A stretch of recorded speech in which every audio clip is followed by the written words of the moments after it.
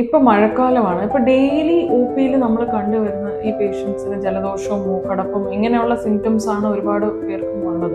എല്ലാവരും already medical ഷോപ്പിൽ നിന്ന് ഓവർ ദ കൗണ്ടർ ഒട്രിവിൻ പോലെയുള്ള നേസൽ ഡീകൺജസ്റ്റന്റ് വാങ്ങി ഉപയോഗിക്കുന്ന ഹിസ്റ്ററിയും പറയുന്നുണ്ട്. എന്നാൽ ചില പേഷ്യൻസ് ഞാൻ ഒബ്സർവ് ചെയ്തത് ഇത് തുടരെ ഇവരിത് കണ്ടിന്യൂസ് ആയിട്ട് യൂസ് ചെയ്യുന്നുണ്ട്. ചിലർ 1 മാസം 2 മാസം വർഷങ്ങളോളം ഉപയോഗിക്കുന്നവരും ഉണ്ട്.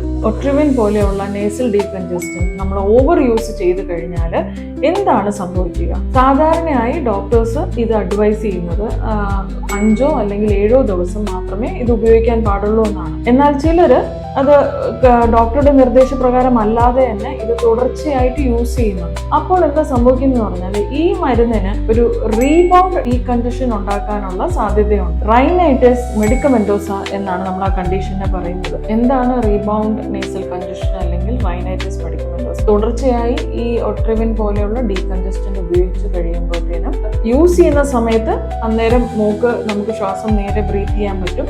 എന്നാൽ 2 മണിക്കൂർ കഴിയുമ്പോൾ തിരിച്ച് വീണ്ടും മൂക്ക് അടഞ്ഞു പോകാനുള്ള സാധ്യതയാണ്.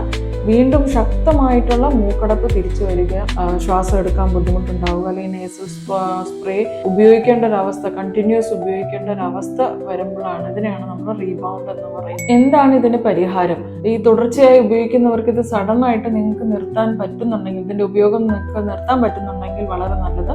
അല്ല എങ്കിൽ നിങ്ങളുടെ ഡോക്ടറുടെ നിർദ്ദേശപ്രകാരം ഇതിന്റെ ഡോസ് കുറയ്ക്കുകയോ അല്ലെങ്കിൽ ആവശ്യമുണ്ടെങ്കിൽ ഡോക്ടർ നിങ്ങൾക്ക് എന്തെങ്കിലും സ്റ്റിറോയിഡ് നേസൽ സ്പ്രേസ് ആയിട്ട് നിങ്ങൾക്ക് റീപ്ലേസ് ചെയ്യുകയും ചെയ്യും.